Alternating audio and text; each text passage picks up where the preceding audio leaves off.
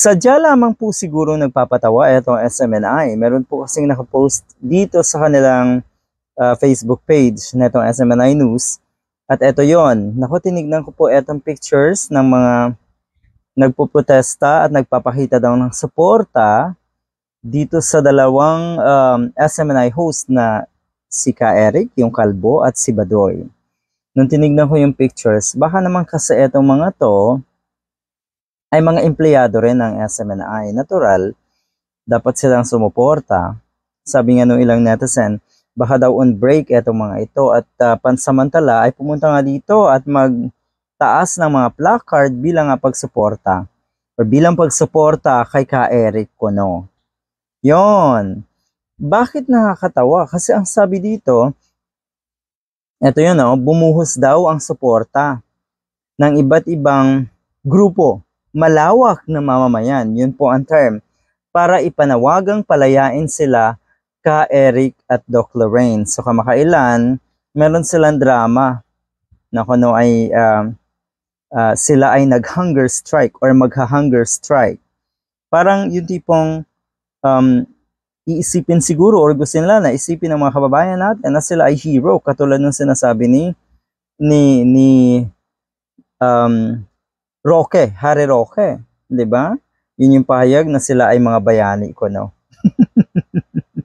Meron pa nga yung hashtag I stand with SMNI. Pero yun nga, nasaan yung 31 million? Bakit walang or hindi nagpapakita ng pagsuporta sa SMNI? 'Di ba? Pauso kayo pero wala rin naman pala Yun nga, wala pong malawakang panawagan. Ito po sadya or sa tingin ko ay mga empleyado rin ng SMNI at kailangan lang nilang gawin. Tingnan mo yung iba dyan, nahihiya pang ipakita yung kanilang mukha. Di ba tinatabunan? Nakakatuwa lang Nakakatuwa itong mga to. Na akala mo talagang may sumusuporta sa SMNI. Wala na po. Nako naman. Siguro, kahit papano andyan pa rin yung mga bayarang trolls. Yung mga nagkukomento sa mga post ng SMNI, karamihan dyan ay mga trolls, yung mga nagpapakita ng suporta. So sila rin. Okay? Eto, meron pang isang survey dito. Now that SMNI has finally come to the attention of the authorities, the hashtag yes to SMNI shutdown quickly established end of last week. Alright. SMNI then tried to launch a campaign to counter with the hashtag stand or I stand with SMNI. Pero yun nga, wala pong nangyari. Yung hashtag na yes to SMNI shutdown, abay napakalayo na po nang narating ng campaign na yan. Pero yung isa ay wala. People stood up. Okay, mas marami na talaga ngayon ang mga kababayan natin na alam na ang tama at mali. At yung mali ay hindi dapat talagang suportahan, ikondina dapat. At yung tama syempre ay dapat suportahan. Okay?